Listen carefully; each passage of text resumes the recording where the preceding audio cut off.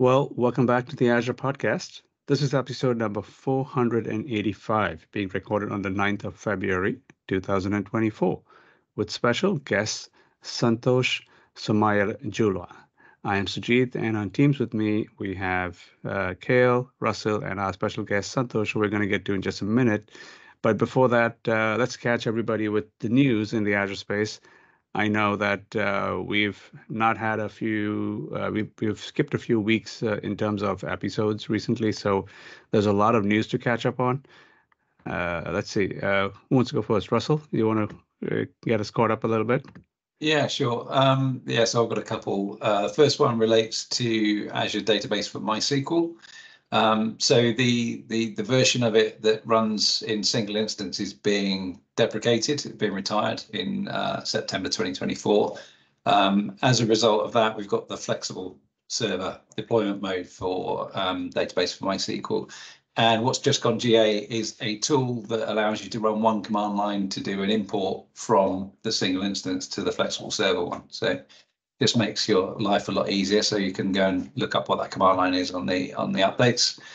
The other one is around Azure API management, and there's a kind of a recognized pattern for dealing with the case where you get lots of excessive requests coming through. It's called circuit breaker. So anybody that's done kind of API management in the past has probably implemented or read up on one of these patterns. And in the past, it was down to you to implement that yourself. But you can now do that by flicking a switch on within API management. So it's now a built-in native capability within API Manager to turn on a circuit breaker pattern in there. So that's all goodness, and it's all that part of cloud doing stuff for you and moving you slightly up the stack. Great. Kale, how about you? Yeah, just two small ones here, and these are about public previews and GA. So the first one is one of our core services that we've talked about a lot in the podcast before, the Azure Virtual Network. So this is an announcement of general availability of Azure Virtual Network encryption. And what that means is essentially in Azure, obviously in virtual networks, we have things like virtual machine scale sets, and things like that. And if these are in the same virtual network, regionally or globally peered, this is a feature that allows you to basically encrypt, things that are in transit there on that network. This is available in a select amount of regions, but it is GA. Typically is usually in almost every region, but this one basically is available in certain regions, but it is considered GA at this point. The second one is a public preview of ExpressRoute, also a networking thing. So on the ExpressRoute side, anyone who's set that up before knows that's not for the faint at heart. It's not something you do on a Friday afternoon just for kicks. And, it takes a bit of setup, right, and planning and things like that. And so what the team's done is created a guided portal experience that helps you configure things like your multi-site ExpressRoute circuits and connections and things like that. So this experience is now in preview and allows you to do some of these more complex ExpressRoute setups much more easily. So we'll put the links in the show notes for that. That's all I got. Great, thanks. And I want to just again call out that VNet encryption story that you just talked about. I think that's a big one for many customers, especially in highly regulated industries. Like I do a lot of work in financial services, and today what they're doing is they're using IPsec to kind of encrypt traffic between two VMs. And that has its own set of problems. IPsec uses UDP, and then there's all sorts of kind of issues with that protocol. So now that we've got the VNet encryption in place, they don't have to use, IPsec. They can use normal TCP traffic, knowing that everything's encrypted, and makes monitoring, failover, troubleshooting, etc., a lot easier. So certainly looking forward to that. I had a few updates I want to cover. One is on the new topology view that's available in Azure. So, we, especially for a large customer, you've got a gazillion VNets across many subscriptions and regions, and you want to make sure that, you've got your eyes on all of them, create a kind of a view where you can see all the VNets out there. so that if in case you need to troubleshoot some of them, you can drill down specific VNets to look for specific problems, packet capture, NSG issue, things like that. So this new topology view is something that is now generally available. I gave that another. It looks really nice. Yeah, isn't it right? Yeah, even with my small setup that I have on my portal, it's kind of useful. The other thing that we've come up with is app services. If you run containers and app services, and that's the common trend today to reuse containerized workloads there. You know that the containers, everything is ephemeral, right? The storage is ephemeral. So the container comes up, it creates some temporary storage. You do your work. Once the container goes away, the storage goes away. But many of our customers want to use persistent volume mounts inside of those containers. So they want those containers to store something or get information, like for example, their static content for the web, etc. They want to get them from persistent mounts. And so now you can do that. You can use an Azure Files service, right, and then expose that as an NFS endpoint in a container. So when the container comes up, it immediately has all of your artifacts from your own storage account. And on top of that, you can also use it to, for example, to write logs, so you can persist those logs in your storage account. So there's a lot of kind of advantages to that approach. So that's something certainly worth looking into. Then another one is with our AI and ML service, Azure ML. I know these days OpenAI gets a lot of kind of attention, but let's not forget there's the traditional AI ML, which is also equally important and useful. And normally what happens is, you kind of build this model, you train it, you tweak it, and you publish it out there, and you get it running in production. But it's also equally important to monitor that the model is working well when it's deployed to production, right? It might have been working well with your test data, but it may not work well, over time with your production data, because things change over production, users change, things get skewed. The model may not be giving you the right results that you expect. So now that's sort of generally available in AML, Azure ML, is this continuous model monitoring is what they call it.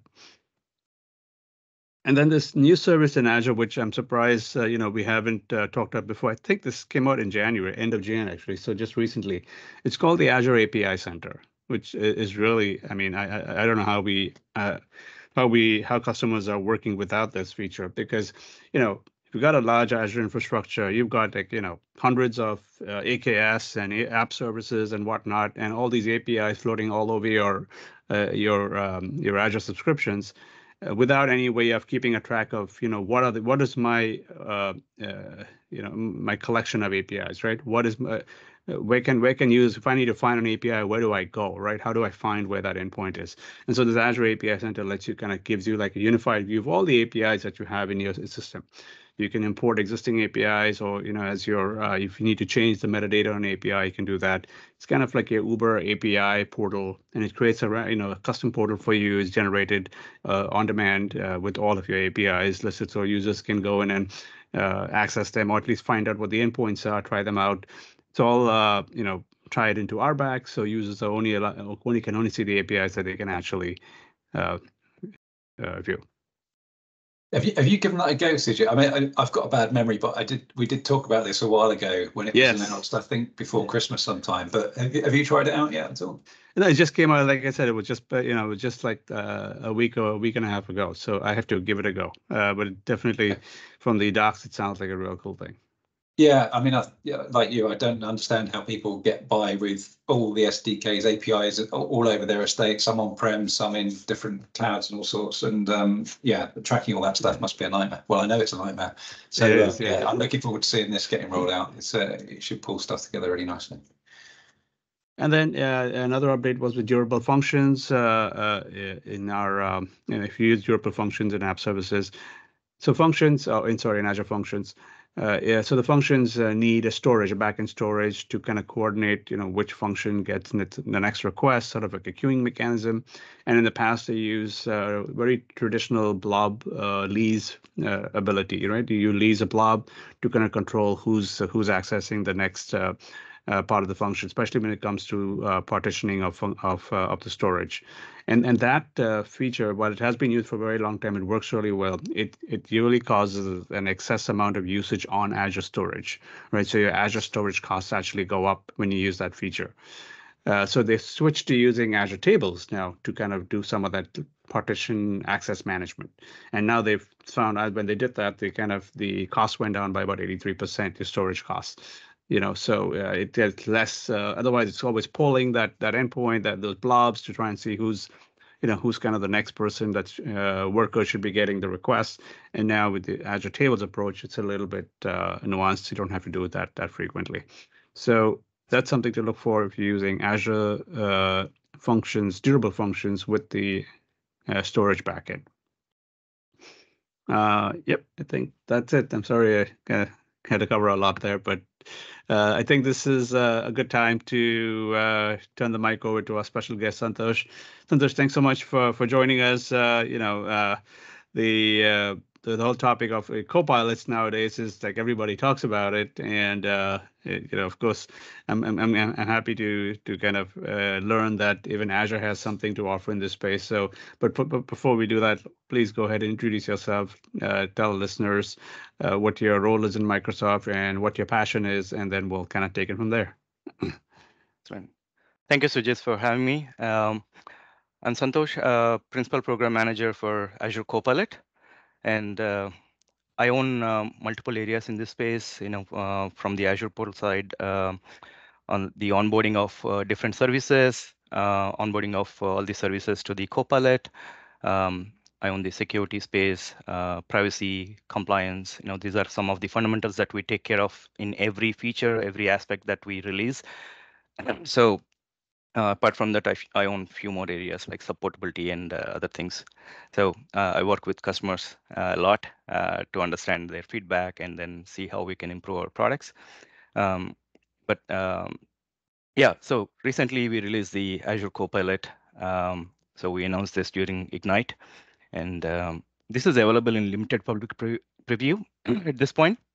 And we are trying to take inbound requests through an Office Forms that's out there published, and we are accepting requests on a daily basis. And the excitement is overwhelming at this point, and we have a lot of signups, and we're having people work on this almost every day for several hours to process the requests and then keep enabling customers to allow list them and then add them to the Copilot, right? So there are enterprises, there are individual users, there are MVPs, and multiple segments of customers who are interested in this. So we are trying to keep up with the demand, keep up with the interest, and then also make sure we have some research sessions with all these customers to understand how they are using it, how we can improve it. Our research team does all these customer feedback sessions. They work with them, get schedule interviews, gather feedback, and a lot of stuff.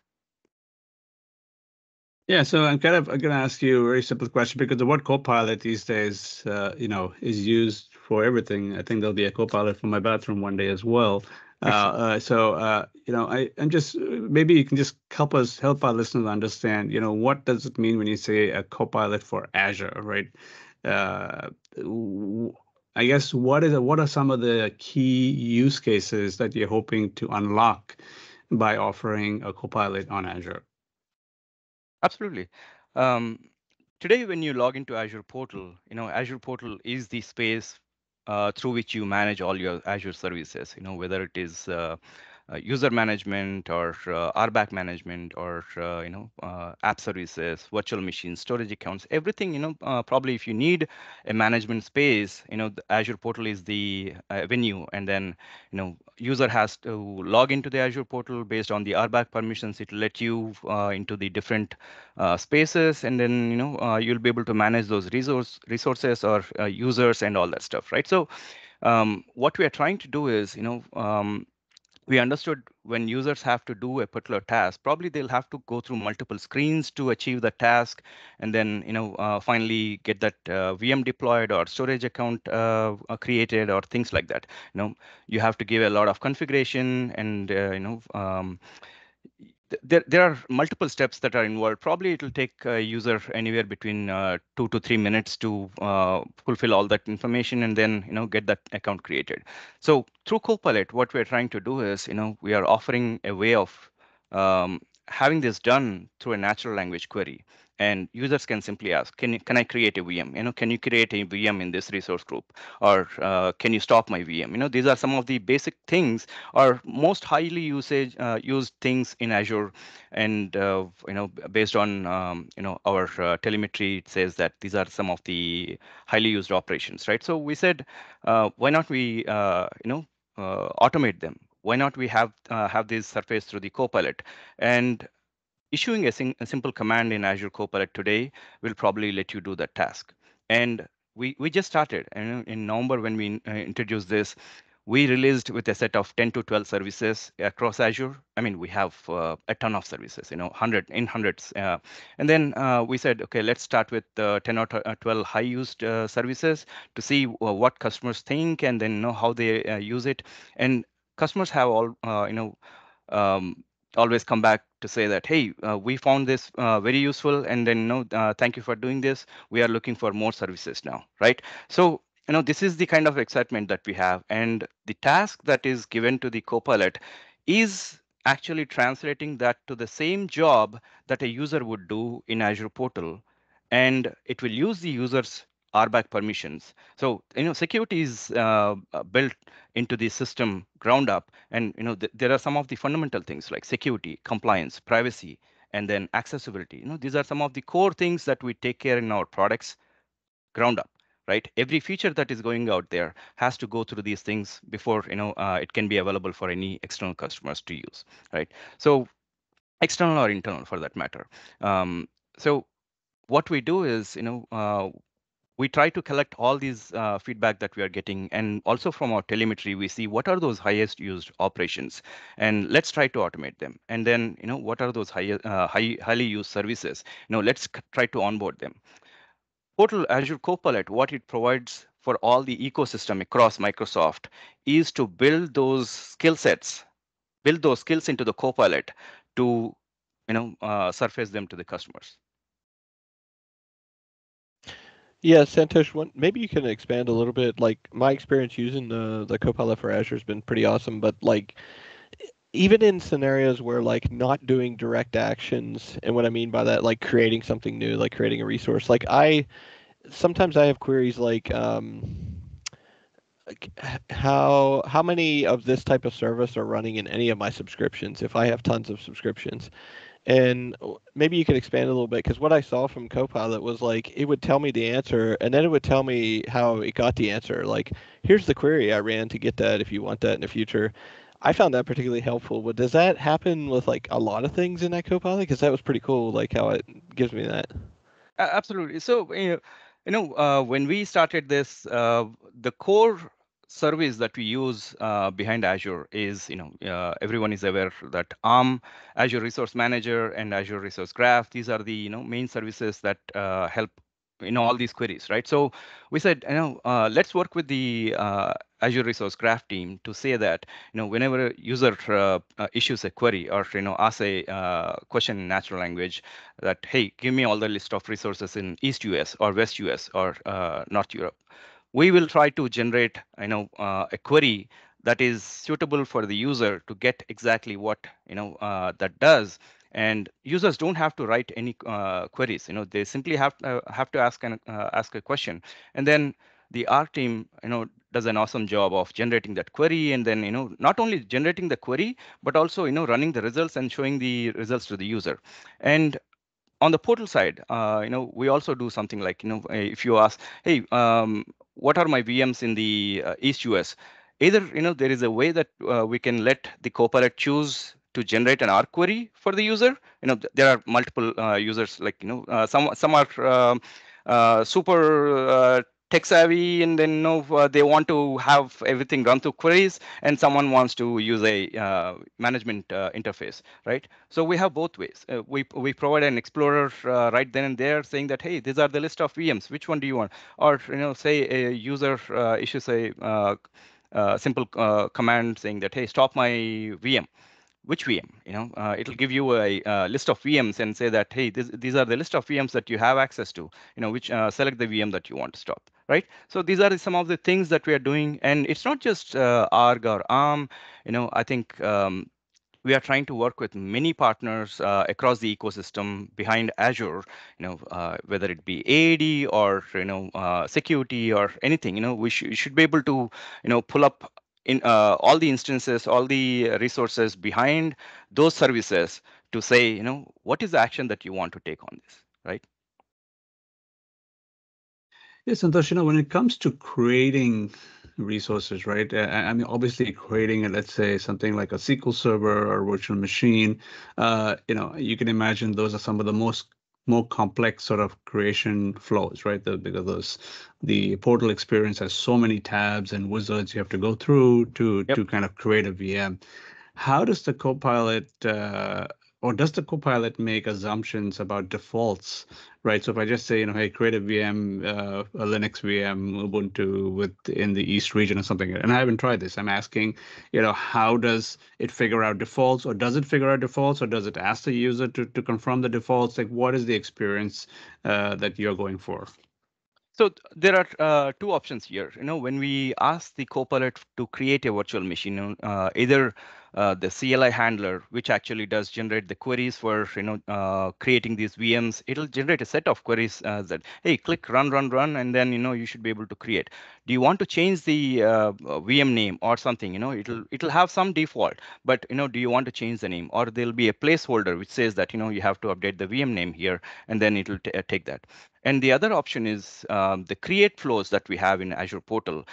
They are also enabled with some capability like nudge, where if the user needs to enter a VM name in a field, the Copilot will offer the capability for the user to actually enter and then continue with the Copilot operations, right? So that's the approach that we have taken in this space. The users are free to choose which one they like, and then complete their task. So many questions now, Santosh. Please go ahead.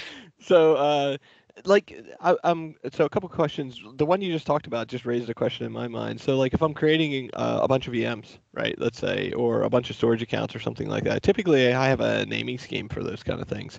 Is it intelligent enough to know, like, whenever it asks me for a name, to start saying, oh, he always names them with CT in the front of it or something like that? Does it go that far, or is it like, no, I just need these variables, so give them to me whenever you give them? I just wondered how deep that goes. Yeah. No, I think we take the values based on what the user provides, and then these are some of the capabilities that we currently have, and also we are trying to enhance those capabilities to see. But it totally depends on what we should do and what we should not do, right? So I think these are the choices that we want to give users ability through some settings or things like that, so that it can remember their preferences. This is how I create VMs. These are some of the things that we are planning to see what can we offer users. How much control can we offer users through Copilot. In saying, these are the set of actions that I do. Please remember these preferences. These are some of the considerations that we have. But at this point, I think what we have is, I would say, in the early stages. Maybe in near future we'll be able to come up with more options for users to customize these options. Sure. And then one other follow-up question was around, you mentioned like this works for like using ARM and a lot of things in Azure.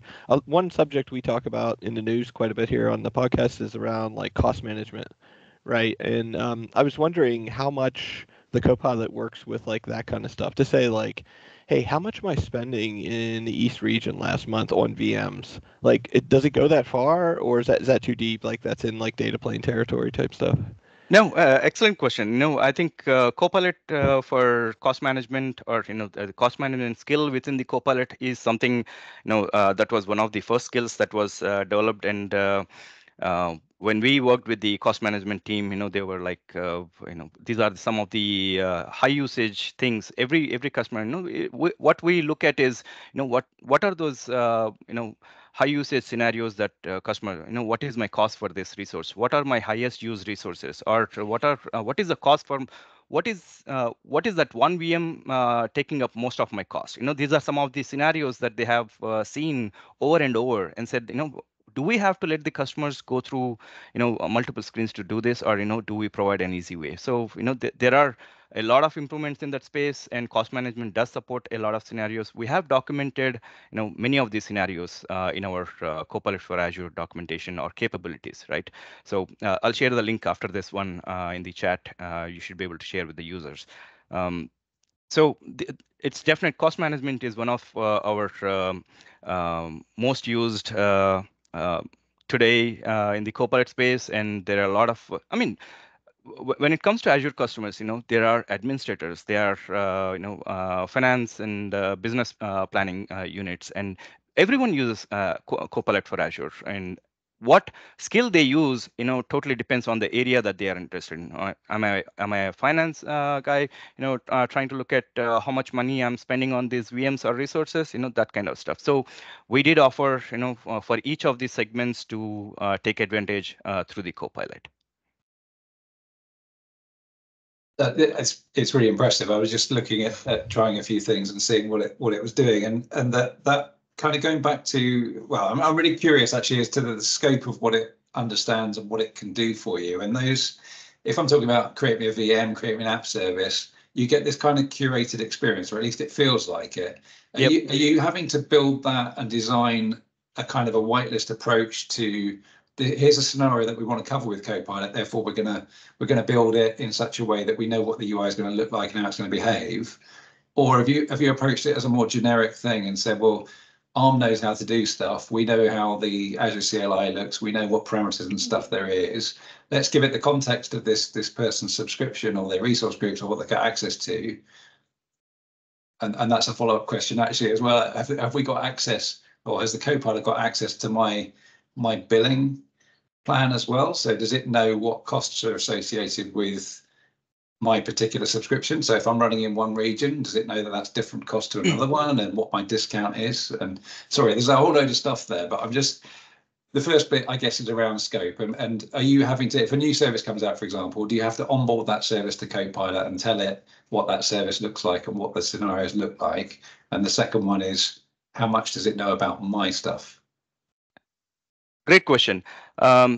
So every service that is onboarding to Azure today, or Azure Copilot today, will have to adhere to some practices and common experiences, because we want to have consistency in the user experiences.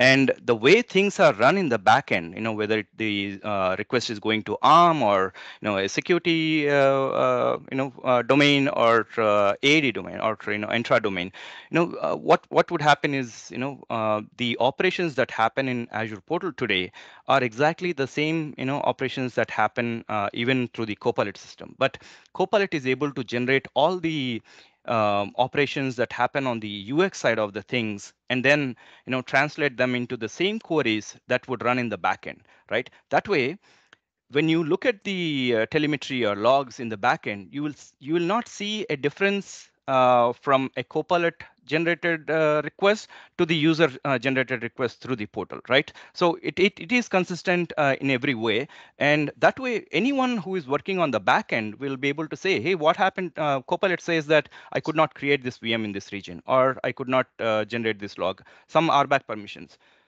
That is the point at which one can go into the backend and see what really happened. Did the Copilot made a mistake?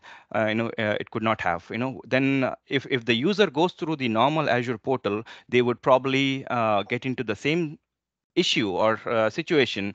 That you would probably get in from the Copilot space as well, right? So and every operation, whether it is in the resource management space or the billing management, everything goes through the RBAC permissions. So if a user who's creating a VM does not have access to their billing space, to see the costs or budgets and all those things, the Copilot will also not be able to pull that information. Copilot will not be able to do anything beyond the scope of what the user can actually do in Azure Portal, right? So that is the security,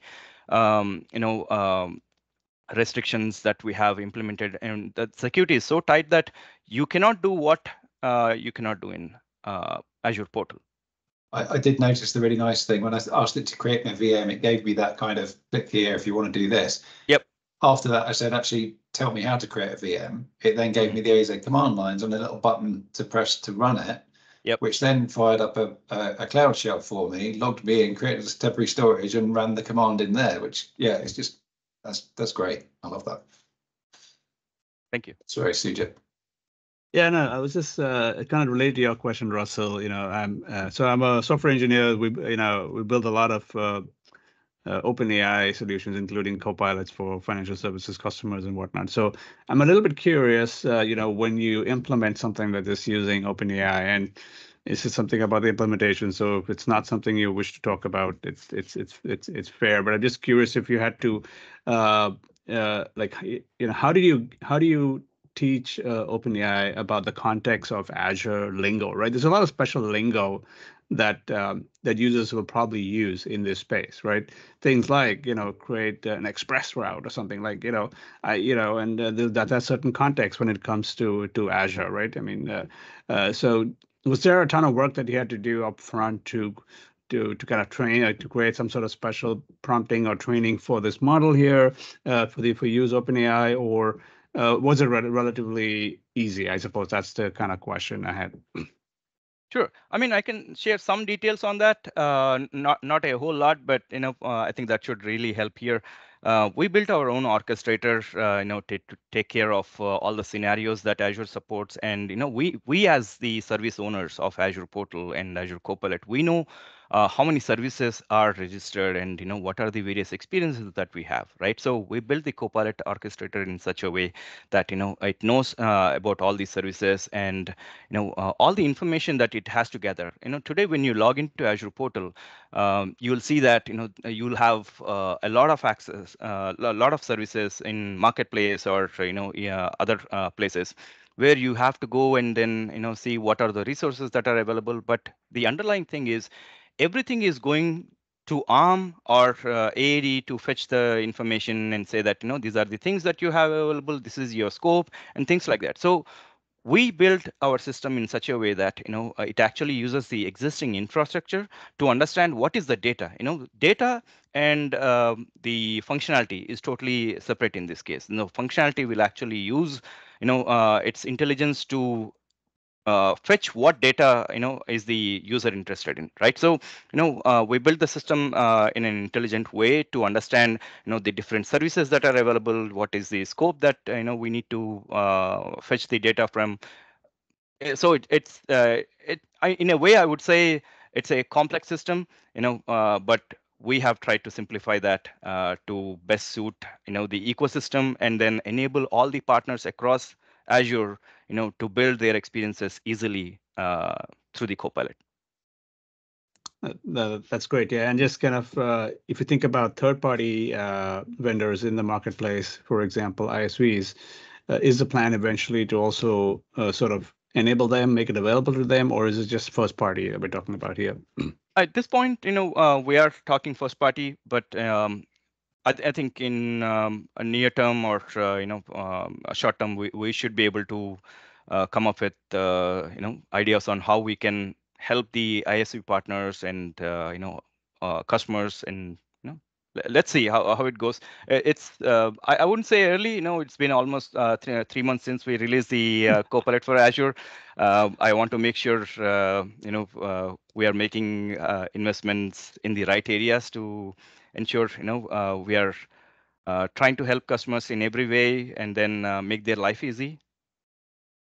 I have one request for this service, right? Maybe you're already looking at it. Can I talk to it and tell it to do things? Can you explain? little further? So I want to just talk to can have a portal where I can just say I can talk to Ah. it. I can say, hey, what are my VMs today? Is there any Azure outages today? Things like that. That's an excellent question.